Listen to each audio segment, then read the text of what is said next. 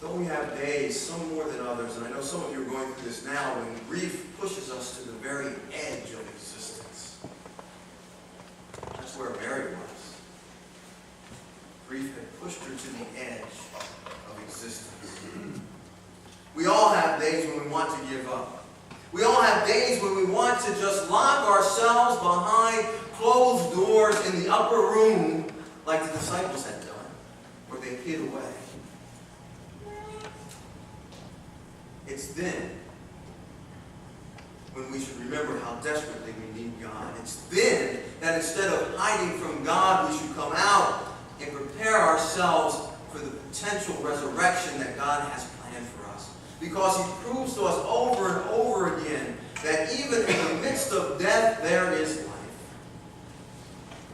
Even in our deepest pain, there is hope of resurrection. Not wishful thinking, but informed hope based on the truth of the gospel message. I want to tell you about a story that was in a 1995 guidepost. I don't want to date myself, but anyway, it's I said something up here, and they said, "You're dating yourself." And I said, "That's because nobody else will." Sorry. This is a sad story, so I shouldn't laugh. It's a story about a woman whose son had died. It was springtime, and she was preparing. Actually, it was after spring. It was close to winter. It shows how little I know about bulbs. When do you plant bulbs? Something like that. In the fall. So it had to be in the fall. She bought some bulbs to plant, some yellow Jocko bulbs that she wanted to plant, and before she had a chance to plant them, her son had died in a horrific automobile accident. And in her horrible grief that penetrated her and went beyond a year, as you can imagine, and just destroyed her, she completely forgot about these bulbs. Well, a year had come and gone, and she was still grieving, and she was walking around the house and puttering around, and she came across these bulbs. And she began to think, I really need to begin to do something that's going to put some normality back into my life. Not that I'll ever be who I was or what I was, but I need to come to a new normal. I need to become healthy again. And so she said, I'm going to plant these bulbs. This is going to be a sign of the love that I have for my son and of my hope.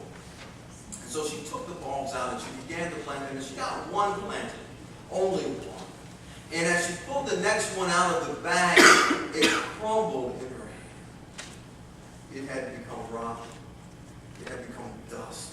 And she crushed up the rest of the bulbs, and she just threw them up into the air. It was a kind of a windy day, and the dust just scattered across her yard.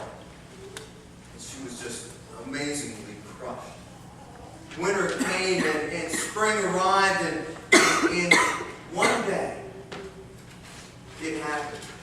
She looked out her back window into the yard, and the entire yard was filled with yellow giants.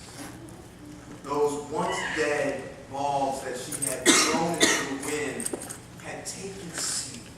They had grown, and she had this surprise garden filled with these beautiful yellow flowers. And this is how she ends her story. I'll read this word for word. She says, I stood still before this unexpected garden, and clearly, as if spoken aloud, I heard the promise, I am the resurrection and the life. The one that believeth in me, though they were dead, yet shall they live. Now each spring, when the jockos bloom, I remember and I answer, yes, Lord, I believe.